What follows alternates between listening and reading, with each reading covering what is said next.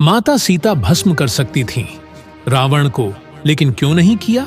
इस रहस्यमय बात जानने से पहले आपसे एक छोटी सी रिक्वेस्ट है कि हमारी वीडियो को लाइक करके चैनल को सब्सक्राइब जरूर करें ताकि आपको ऐसी ही रहस्यमय देखने को मिलती रहे।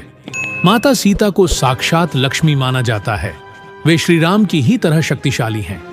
वे चाहती तो रावण को उस वक्त भस्म कर देती जब वह हरण करने आया था।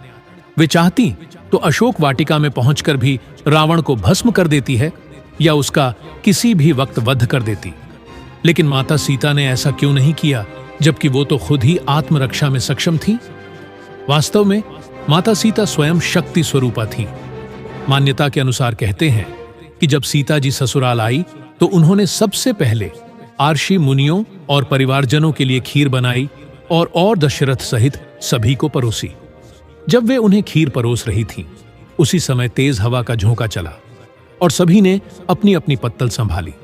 लेकिन उस दौरान राजा दशरथ की खीर में एक छोटा सा घास का तिनका आकर गिर गया। माता सीता ने उस तिनके को देख लिया था, परंतु खीर से वो तिनका सबके सामने कैसे निकालें, ये बड़ी दुविधा थी।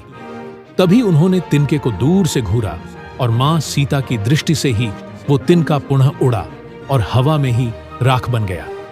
सीता जी को लगा कि उनका ये चमत्कार किसी ने नहीं देखा, लेकिन राजा दशरथ ने ये सब देख लिया था और वो समझ गए थे कि यह कोई साधारण स्त्री नहीं बल्कि जगत जननी है। उनके इस चमत्कार को देखकर वे डर भी गए थे। खीर खाने के बाद राजा दशरथ अपने कक्ष में चले गए और बाद में उन्होंने सीता जी को अपने कक्ष में बुलवाया। वहां उन्होंने माता सीता से कहा कि आपका वह चमत्कार मैंने देख लिया है और अब मैं समझ गया हूं कि आप कौन हैं। इसलिए आज आप मुझे एक वचन दीजिए कि जिस दृष्टि से आपने उस तिनके को देखा, उससे कभी किसी और को नहीं देखेंगी। इस बात को सुनकर माता सीता ने दशरथ जी को वचन दिया कि मैं कभी किसी को इस दृष्टि से नहीं देखूंगी। जब रावण ने उनका हरण किया था तो वो स्वयं ही उसे भस्म कर सकती थी, परंतु वो राजा दशरथ को दिए वचन से बंधी हुई थी।